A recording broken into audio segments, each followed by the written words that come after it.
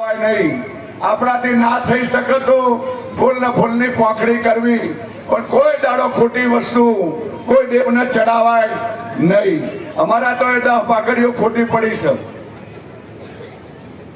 પણ મહારાજની એક પ્રેરણા, મા ચેહરની પ્રેરણા, તમારા બધા આ વિહોતરનું અમો પૂન છે. એટલે આજે જયરામ બાપાને યાદ કરીએ.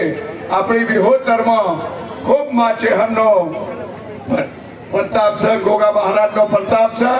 બચ્ચુ બાપાની આજે આ તુલા વિધિમાં ગોગા મહારાજે અવશ્ય હાજરી આપી છે, આખી વિહોતરે હાજરી આપી છે.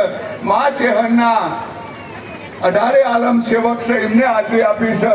સર્વના ભગવાન ગોગા મહારાજ ખૂબ સુખી રાખે. અને ગંગાજી નહીં આવ્યા છીએ અમે ત્યાં આગળ મહાકુંભમાં, અને પહેલા જ આ પ્રસંગમાં અહીંયા ભગવાનની કૃપાથી મા ચેહરના આમંત્રણમાં આવ્યા છીએ. સદાય માટે પ્રભુ ખૂબ ધોબે ગોગા મહારાજના વડવાળા દેવના ખૂબ આશીર્વાદ છે. અને હર હંમેશા આપણો વિહોતરનો રોટલો બહુ મોટો છે, આપણો આવકાર બહુ મોટો છે. અને સદાય માટે આ વિહોતરનું પૂન હર હંમેશા ખૂબ ચડતી કળા રે. દૂધ બાદરી દીકરામાં ભગવાન કોઈને ભૂખ્યા ના મેલે એવી આપણે ભગવાન જોડે પ્રાર્થના કરીએ. જય ગોગા મહારાજ, જય વડવાળા દેવ. આ તો આપણે બધા સમાજ છે કે ભાઈ ભુવાજી તો ફરે છે મફાભાઈ કુરપરા વાળા હોમમાં બેઠા, અને સાથે સાથે એમના ઘરનો ભુવાજીની સાથે હતો.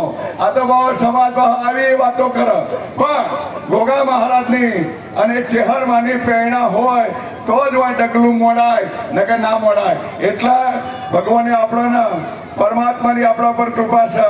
ભાઈ માલજીભાઈ ને કે બાકી આ તો ભુવાજી તો બહાર ફરે, ઘરના જોડે જોડે ફરે, પણ ભાવ વિના કોઈ વસ્તુ બનતી નથી, ભાવ વિના કોઈ વસ્તુ આવતી નથી.